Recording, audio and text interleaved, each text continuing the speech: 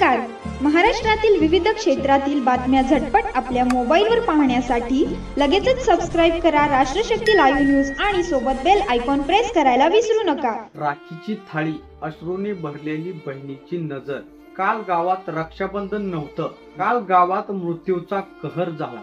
नाशिकच्या वडनेर धुमाल गावात बिबट्याच्या हल्ल्यात 3 वर्षाच्या आयुष भगतचा मृत्यू झाला आणि या घटनेनं संपूर्ण गावाला शोकसागरात ढकललं। काल सकाळी रक्षाबंधन साजरं करण्याचं स्वप्न बहिणीच्या डोळ्यात होतं, पण रात्री दबा धरून बसलेल्या बिबट्यानं आयुष्याचं फूल तोडलं। क्षणात आयुष गावाच्या अंगणातून नाहीसा झाला आणि काही वेळातच सापडला त्याचा थंडगार निर्जीव देह। असं रक्षाबंधन कोणाच्याच नशिबी नसावं।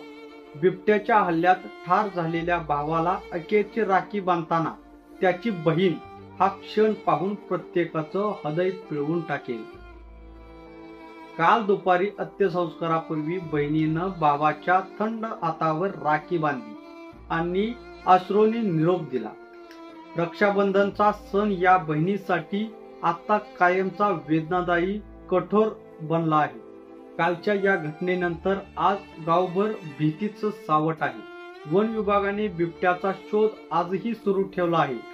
गावकऱ्यांना सतर्क राहण्याचं आवाहन करण्यात आलं आहे, पण आयुषच्या बहिणीच्या डोळ्यातला रिकामा भाव कोणताही शोध पुसू शकणार नाही। काल घडलेला हा क्रूर प्रसंग आजही गावाला रडवतो आहे। ही राखी आयुषचं रक्षण करू शकली नाही, पण त्याची आठवण कायम जपून ठेवेल। वडनेरमध्ये काल रात्री जी घटना घडली, अतिशय मनाला वेदना देणारी घटना आहे। कोणाच्याही कुटुंबावरती असा प्रसंग येऊ नये। आमच्या भागातील ही दुसरी घटना आहे। वारंवार बिबट्याचा वावर वाढत चालला आहे।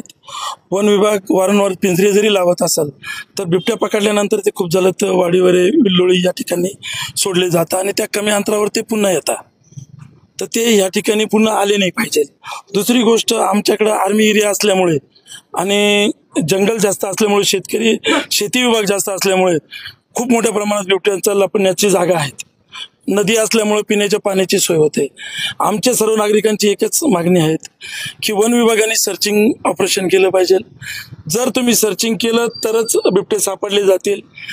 आता बिबट्यांना जर 2 लहान मुलांवरती त्यांनी हल्ला केला तर निश्चित आता तो मोठ्या माणसांवरती पण हल्ला करेल। वारंवार आम्ही वन विभागाच्या संपर्कात असतो। कुठेही बिबट्या दिसला की आम्ही त्यांच्याकडे पिंजऱ्याची मागणी करतो। वन विभागही सहकार्य करतं, पिंजराही लावतं, पण त्याच्यापेक्षा जर सर्चिंग ऑपरेशन केलं तरच याचा काहीतरी बंदोबस्त होऊ शकतो, नाही तर कालांतराने आमच्या शेतकऱ्यांना शेतीत जाणं सुद्धा मुश्किल होईल।